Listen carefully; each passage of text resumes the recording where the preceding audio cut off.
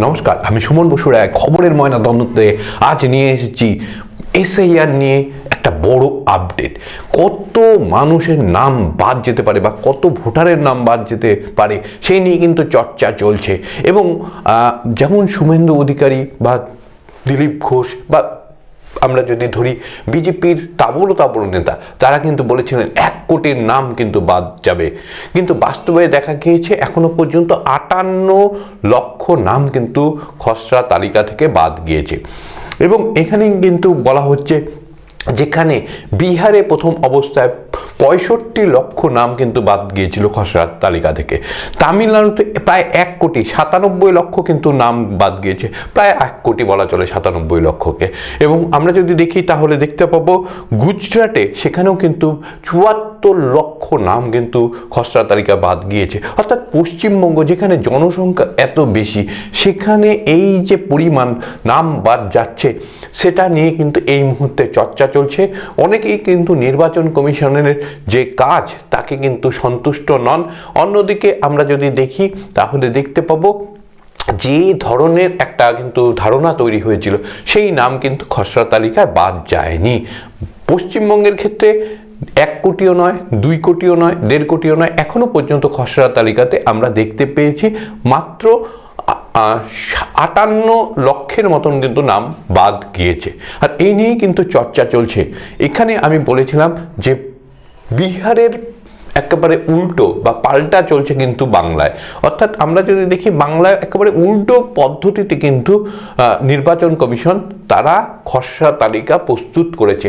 বিহার, তামিলনাড়ু, গুজরাট সেখানে যে পলিসি নেওয়া হয়েছে, বাংলার ক্ষেত্রে কিন্তু আমার যেটা মনে হচ্ছে সেই পলিসি কিন্তু নেওয়া হয়নি।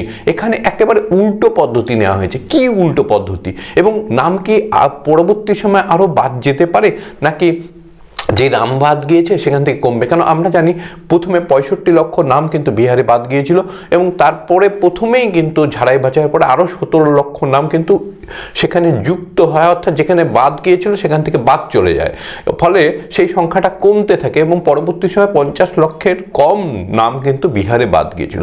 বাংলায়ও কি তেমনটা হবে? অর্থাৎ 58 লক্ষ যে নাম বাদ গেছে সেখান থেকে অনেকেই নতুন করে আবেদনের ভিত্তিতে সেই নাম তারা তালিকায়, পূর্ণাঙ্গ যে তালিকা বা চূড়ান্ত তালিকা সেখানে তুলতে পারবেন, ফলে সংখ্যাটি কি আরও কমে যাবে? সেখানেই কিন্তু প্রশ্ন উঠছে। আর এখানেই কিন্তু রয়েছে একটা গভীর কিন্তু রহস্য। কারণ নির্বাচন কমিশন বাংলায় এসআইআর করতে গিয়ে তারা যে ধরনের পরিস্থিতির মুখোমুখি হয়েছে সেটা কিন্তু অন্য রাজ্যে হয়নি।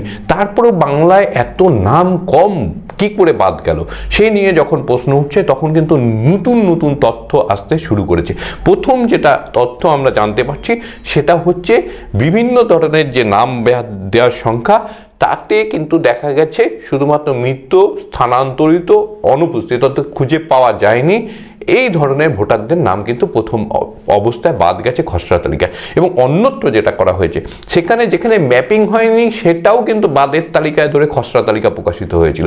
পশ্চিমবঙ্গের ক্ষেত্রে দেখা গেছে ম্যাপিং হয়নি, এটা রয়েছে প্রায় 30 লক্ষ ভোটারের এবং সেই সঙ্গে ম্যাপিং করা হয়েছে কিন্তু ম্যাপিংয়ে অনেক ধরনের গলত পাওয়া গিয়েছে।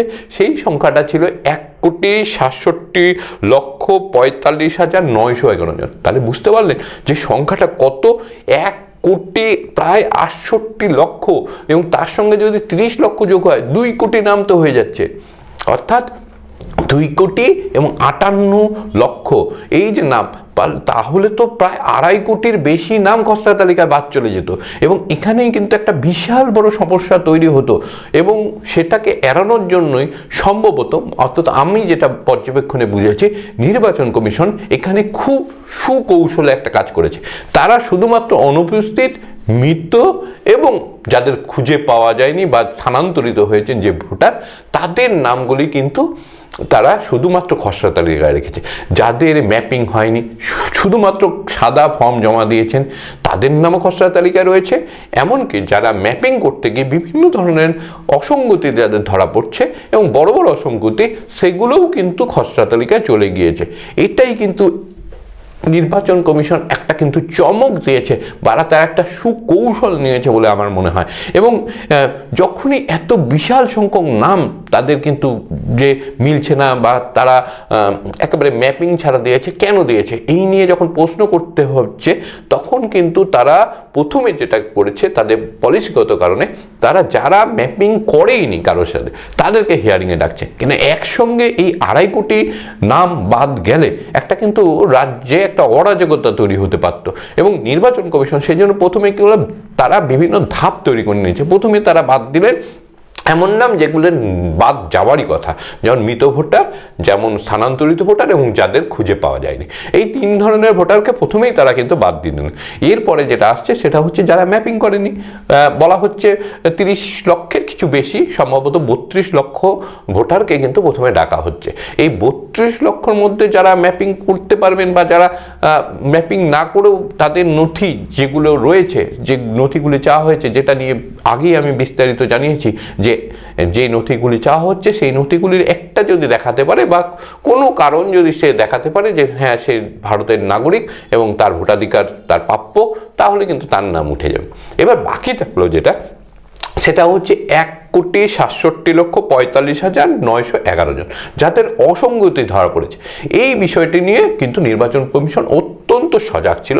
তারা এই যে এআই এর মাধ্যমে যে নাম বাদ চলে যাচ্ছিল বা যাদের কিন্তু দেখা যাচ্ছিল ম্যাপিং ঠিকঠাক হয়নি বা তাদের অসঙ্গতি রয়েছে, তাদেরকে আবার ম্যানুয়ালি কিন্তু তারা ম্যাপিং করানোর চেষ্টা করেন এবং সেখানে কোনো ভুল ত্রুটি রয়েছে কিনা সেটা দেখা, এবং তারপরে সর্বশেষ দেখা যায় যে না, সেই সংখ্যাটা কিছুটা কমে এসেছে এবং কমে দাঁড়িয়েছে 1,36,00,000 মতো, অর্থাৎ 1,36,00,000 মতো। যেখানে ছিল 1,67,00,000, সেখানে যদি 1,36,00,000 মানে প্রায় 31 লক্ষ নাম কিন্তু তারা দেখেছে যে এগুলি কিন্তু একেবারে মাইনর, হয়তো কারো নামে সামান্য একটু ভুল রয়েছে, অত বন্দ্যোপাধ্যায় সেখানে বানানো হয়েছে, কেউ রায় হয়তো সেখানে দেখা যাবে আর ও আছে কারোর, আর ওর জায়গায় কারোর হচ্ছে আর ও জায়গায় আর এ বসে গেছে, আর এ ওয়াই। তো এই যে সামান্য একটু ভুল, সেই ভুলগুলি কিন্তু সংশোধন করে নেওয়া হয়েছে, এমনটাই কিন্তু আমি জানতে পারছি। এবং ফলে যেটা হচ্ছে ম্যাপিং যেটা এরপরে যে সঙ্গতিটা থাকছে, অসঙ্গতি থাকছে, সেটা হচ্ছে 1,67,00,000 মধ্যে 1,36,00,000, অর্থাৎ 31 লক্ষ এর মাধ্যমে কিন্তু তাদের খসড়া তালিকার পরবর্তী সময় চূড়ান্ত তালিকায় নাম ওঠা একেবারে মানে নিশ্চিত হয়ে গেছে। তাদের আর নাম বাদ যাচ্ছে না বা তাদের হিয়ারিংও ডাকা হবে না, তাদের কোনো অ্যাপিল করতে হবে না, অটোমেটিক্যালি তাদের নাম উঠে যাবে। এবার যেটা হচ্ছে এই যে 1,36,00,000 এদেরকে কি করা হবে, এর দায় কিন্তু মূলত নির্বাচন কমিশন এবার একেবারে বিএলওদের উপরে চাপিয়ে দিচ্ছেন। কেন বিএলওরা তারা একেবারে জমিনে গিয়ে তারা সমস্ত খতিয়ে দেখে তারপরে নাম কিন্তু তারা আপলোড করেছিল, ফর্ম ফিল আপ করেছিল।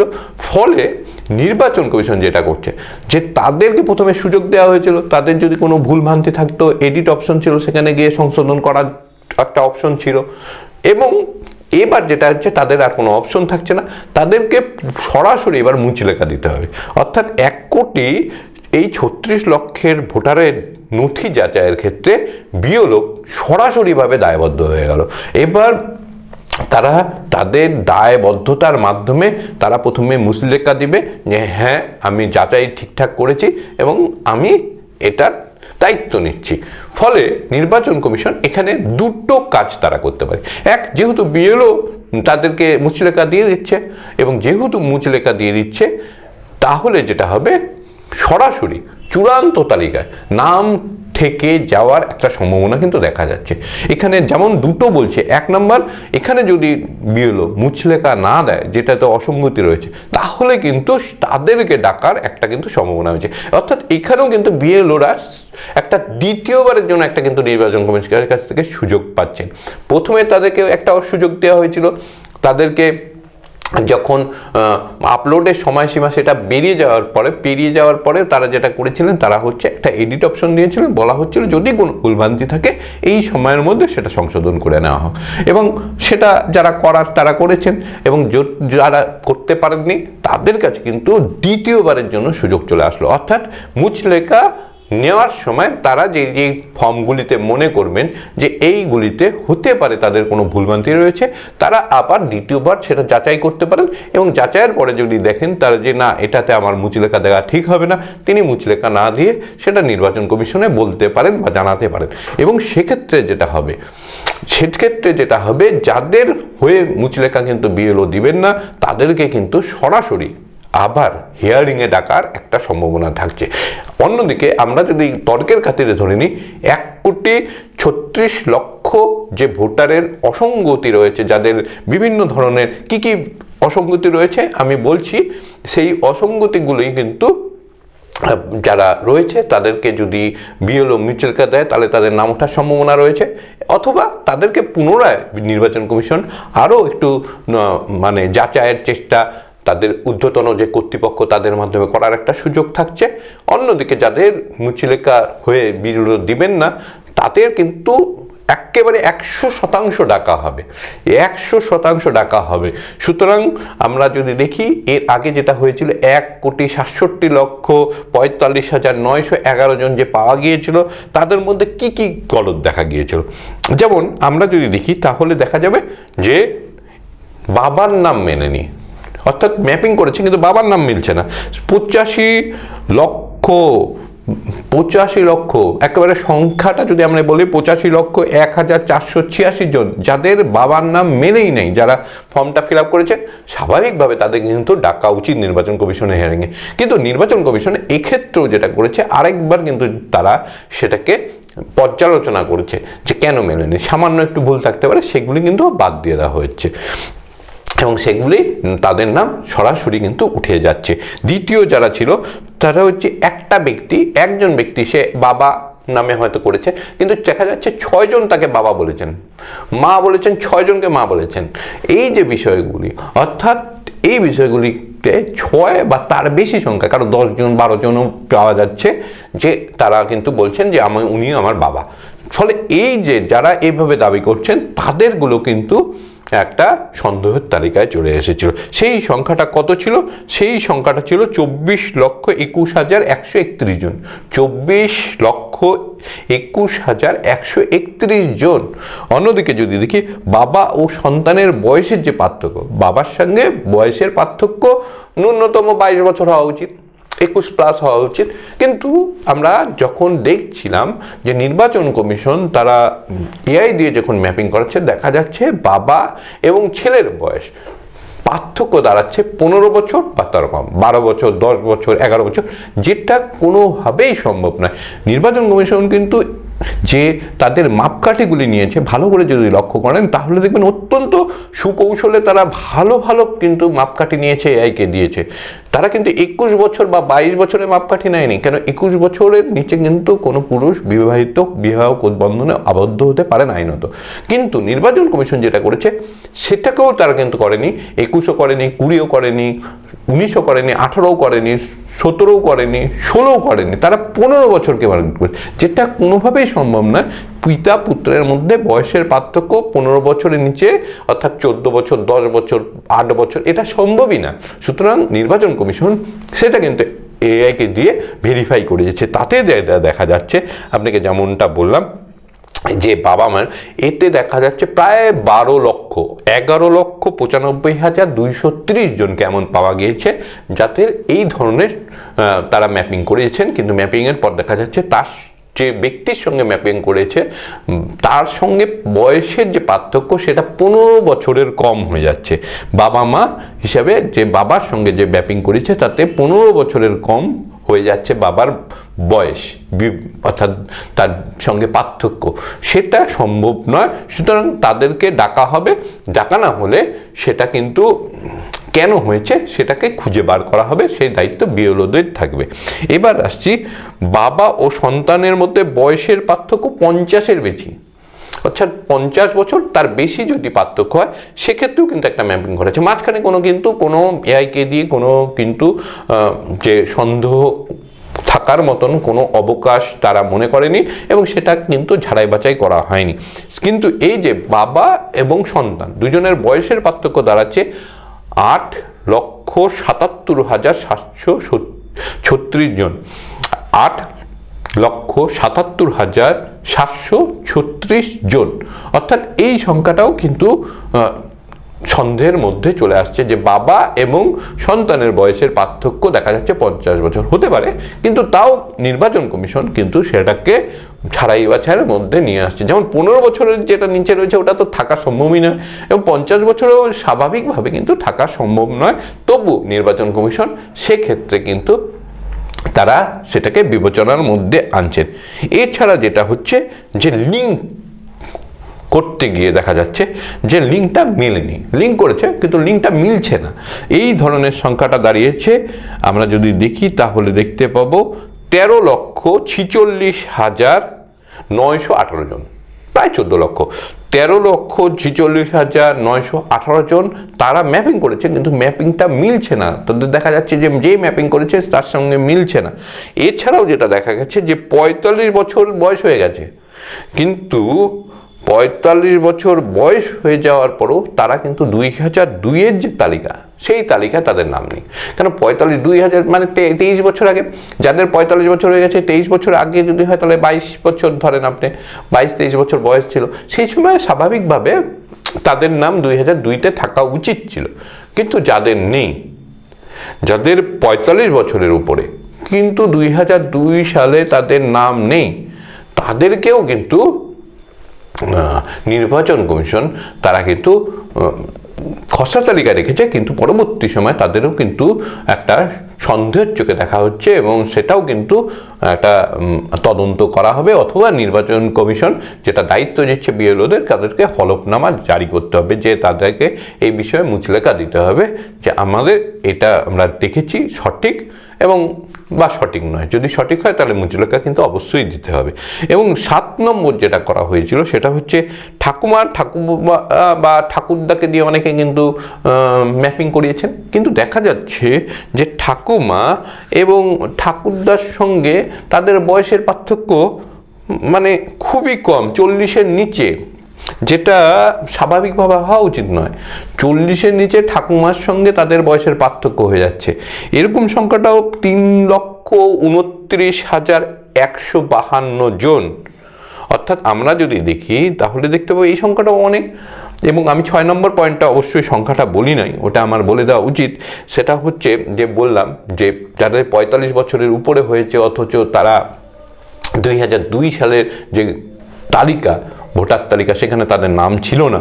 কেন ছিল না সেটা নিয়ে কিন্তু তদন্ত করতে হবে, বা সেটা নিয়ে প্রশ্ন উঠছে। সেই সংখ্যাটা ছিল 20,20,74,265 জন, 20,74,265 জন। তাদের যেটা ছিল, তাদের বয়স যদিও 45-এর উপরে, তথাপি দেখা যাচ্ছে 2002 সালের খসড়া তালিকায় বা তাদের ভোটার তালিকায় তাদের কিন্তু নাম ছিল না। অর্থাৎ আমরা যদি দেখি এই যে বিষয়গুলি, এই বিষয়গুলি নিয়ে কিন্তু এই মুহূর্তে চর্চা চলছে, এবং দুটো বিষয় কিন্তু এখানে অত্যন্ত গুরুত্বপূর্ণ হয়ে গেছে। সেটা হচ্ছে 1 নম্বর, নির্বাচন কমিশন যে খসড়া তালিকা প্রকাশ করেছে এর থেকে কত বেশি সংখ্যার নাম বাদ যেতে পারে। আর এখানেই কিন্তু আমি যেটা বলছি, একেবারে বিহারের উল্টা কিন্তু বাংলায় করছে নির্বাচন কমিশন, বা গুজরাটের উল্টা কিন্তু পশ্চিমবঙ্গ করছে, তামিলনাড়ুর উল্টা কিন্তু পশ্চিমবঙ্গ করছে। বাকি জায়গাগুলোতে কি হয়েছে যে যাদের ম্যাপিং মেলেনি তাদেরকে খসড়া তালিকায় কিন্তু নাম বাদ দিয়ে দেওয়া হয়েছে, অর্থাৎ খসড়া তালিকায় তাদের নাম নেই। পশ্চিমবঙ্গে যেটা হচ্ছে, যাদের ম্যাপিং গলত ধরা পড়েছে, যারা ম্যাপিং করেনি, সাদা ফর্ম জমা দিয়েছে, প্রত্যেকের নাম কিন্তু উঠে গেছে, অর্থাৎ ফর্ম ফিল আপ করলেই নাম তুলে যাচ্ছে। এবং তার ফলে যেটা হয়েছে, যে সংখ্যাটা হওয়া উচিত ছিল বাস্তবে খসড়া তালিকায় বাদের সংখ্যা, সেটা অনেক কমে গেছে। মানে যেখানে প্রায় 2.5 কোটি নাম বাদ চলে যেত, এবং রাজ্যে একটা কিন্তু আমরা যদি দেখি একটা আলোড়ন পড়ে যেত, একটা বড়সড় ভূমিকম্প হয়ে যেত, সেই জায়গায় নির্বাচন কমিশন সেটাকে ঠেকানোর জন্য যেটা করেছে সেটা হচ্ছে শুধুমাত্র যাদের মৃত ভোটার হিসেবে চিহ্নিত হয়ে গেছেন তাদের নাম বাদ গেছে, যারা স্থানান্তরিত হয়ে গেছে অন্য রাজ্যে বা এই রাজ্যে অন্যত্র তার নাম উঠেছে সে তাদের নাম বাদ গেছে, আর বাদ গেছে যাদের ডুপ্লিকেট ভোটার, অর্থাৎ যাদের 2 জায়গায় 3 জায়গায় নাম আছে তাদের বাদ গেছে। আরেকজনের বাদ গেছে, সেটা হচ্ছে ফর্মটা বিলি করতে গিয়ে 3বারের বেশি বিএলও চেষ্টা করেও তাদের সঙ্গে কোনো যোগাযোগ করতে পারেনি, তাদের কোনো অস্তিত্ব পায়নি। এই 4 ধরনের যে ভোটার, মৃত ভোটার, ডুপ্লিকেট ভোটার, স্থানান্তরিত ভোটার এবং অনুপস্থিত বা খুঁজে পাওয়া যায়নি এমন ভোটার, এই 4 ধরনের ভোটারকে প্রাথমিকভাবে বাদ দেওয়া হয়েছে। সেই সংখ্যাটাই দাঁড়িয়ে গেছে 58 লক্ষ। অত্যন্ত গুরুত্বপূর্ণ, শুধু সেই রকম 4 জন ভোটারের নাম কিন্তু দেখা যাচ্ছে কত, 58 লক্ষ। এর সঙ্গে 30 লক্ষ নাম আরও বাদ যাওয়ার সম্ভাবনা ছিল, যারা ম্যাপিং করতে পারেনি, শুধু ফর্ম জমা দিয়েছে। ফলে সেই সংখ্যাটা যদি যুক্ত হতো তাহলে প্রায় 1 কোটি হয়ে যেত। এবং তার সঙ্গে যেটা যুক্ত হবে সেটা হচ্ছে 1,36,00,000 নাম, যাদের বিভিন্ন ধরনের গলত পাওয়া গিয়েছে ম্যাপিংয়ের ক্ষেত্রে। যেমন ম্যাপিংয়ে তাদের বাবার নাম মেলেনি, যেমন তাদের ক্ষেত্রে আমরা যদি দেখি তাহলে দেখতে পাবো যে একই ব্যক্তির উপরে 6 জন বা তার বেশি কিন্তু দাবি করছেন প্রয়োজনীয় ম্যাপিং করে দিয়েছেন, যে বাবা হিসাবে, ঠাকুরদা হিসাবে, ঠাকুমা হিসাবে। এবং আমরা যদি দেখি এবং বাবা এবং সন্তানের বয়সের মধ্যে পার্থক্য, সেই পার্থক্য 15 বছরের নিচে যাচ্ছে, সেটা কোনোভাবেই সম্ভব না হয় এটা কোনো একটা এন্ট্রিতে ভুল হয়েছে বিএলওর, অথবা যিনি যে তথ্য দিয়েছেন তার মধ্যে কোনো ভুল হয়েছে, কোনোভাবে কিন্তু ভুল হয়েছে, অথবা তাদেরকে সন্দেহ তালিকায় রাখতে হবে। সুতরাং আমরা যদি দেখি তাহলে দেখতে পাবো বাবা ও সন্তানের মধ্যে বয়সের পার্থক্য 50 বছরের বেশি, 60 বছর, 70 বছর, যেটাও হওয়া স্বাভাবিকভাবে কিন্তু সম্ভাবনা কম রয়েছে। আর বাদ যেতে হবে যেটা, যাতে লিঙ্গ মেলেনি তাদেরকেও সন্দেহের মধ্যে রাখা হয়েছে যাদের 45-এর ওপর বয়স এবং তাদের নাম খসড়া, তাদের নাম 2002-এর যে তালিকা, ভোটার তালিকা, তাতে কিন্তু পাওয়া যায়নি। যাদের নাম ঠাকুমা এবং ঠাকুরদার সঙ্গে তারা ম্যাপিং করেছেন, কিন্তু তাদের ম্যাপিংয়ের পরে দেখা যাচ্ছে যে ঠাকুমা বা ঠাকুরদার সাথে বয়সের পার্থক্য তার 40 বছরের কম হয়ে যাচ্ছে। সুতরাং এই ক্ষেত্রগুলিতে, এই যে আমি 7টি ক্ষেত্র বললাম, এই 7টি ক্ষেত্র কিন্তু এখন পর্যালোচনার মধ্যে রয়েছে। বিএলওকে এক্ষেত্রে হলফনামা দিতে হবে এবং পরবর্তী সময় কি পদক্ষেপ নেয় নির্বাচন কমিশন, তার উপরে কিন্তু বঙ্গবাসীকে তাকিয়ে থাকতে হবে। এবং আমি যেটা বলবো, যদি দেখা যায় এদের কাউকে ডাকা হলো না, তাহলে কিন্তু এসআইআর যে করা হচ্ছিল সেই এসআইআর প্রক্রিয়া নিয়ে কিন্তু প্রশ্নচিহ্ন উঠে যাবে, অর্থাৎ এসআইআর করার প্রয়োজনীয়তা কি রয়েছে সে নিয়ে প্রশ্নচিহ্ন উঠবে। শুধুমাত্র যাদের নাম, এই জন্যই কিন্তু নির্বাচন কমিশন এই মুহূর্তে এসআইআর প্রক্রিয়া সারা দেশ জুড়ে চলছে, তার মধ্যে এই মুহূর্তে চলছে 12টি রাজ্যে, ইতিমধ্যে বিহারে কিন্তু হয়ে গিয়েছে এসআইআর। এবং আমরা যদি দেখি সবাই তাকিয়ে রয়েছে পশ্চিমবঙ্গের দিকে, কেন সবচেয়ে বেশি আলোচনা হয়েছে পশ্চিমবঙ্গে, এবং পশ্চিমবঙ্গের মুখ্যমন্ত্রী তিনি কিন্তু এর বিরোধিতা বারবার করেছেন, যেখানে অন্য রাজ্যের যারা রয়েছেন তাদের মধ্যে অনেকেই কিন্তু স্বাগত জানিয়েছেন। কিন্তু সুতরাং অন্যদিকে বিরোধী দলনেতা পশ্চিমবঙ্গে তিনি বারবার বলেছেন 1 কোটির বেশি নাম বাদ যাবে, 1 কোটির বেশি নাম বাদ যাবে, কিন্তু খসড়া তালিকা প্রকাশিত হওয়ার পর দেখা গেছে 58 লক্ষ বাদ গেছে নাম। এবং এখানেই কিন্তু প্রশ্ন উঠছে, তাহলে এসআইআর করে লাভটা কি হলো? কোথায় গেল বাংলাদেশি ভোটার, কোথায় গেল পাকিস্তানি ভোটার, কোথায় গেল নেপালের ভোটার, কোথায় গেল ভুটানের ভোটার?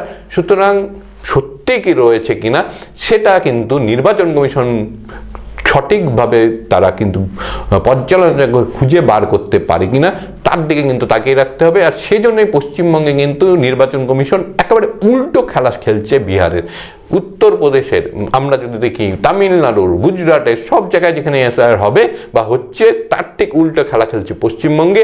এখানে শুধুমাত্র 4টি ক্যাটাগরিতে ইতিমধ্যে বাদ দেওয়া হয়েছে এবং 5 নম্বর ক্যাটাগরির যারা রয়েছে তাদেরকে কিন্তু আমরা যদি দেখি 5 নম্বরে হিয়ারিংয়ে ডাকা হচ্ছে, এবং আরও 7টি ক্যাটাগরি এরকম রয়েছে যাদেরকে ডাকা হতে পারে, কিন্তু তার আগে বিএলওদের কাছ থেকে কিন্তু মুচলেখা নিয়ে নেওয়া হচ্ছে, এবং সেই মুচলেখার ভিত্তিতেই কিন্তু আগামী দিনের বাংলার রাজনীতি উত্তপ্ত হওয়ার কিন্তু সম্ভাবনা রয়েছে। আজকে খবরের ময়নাতদন্ত এ পর্যন্তই। নমস্কার।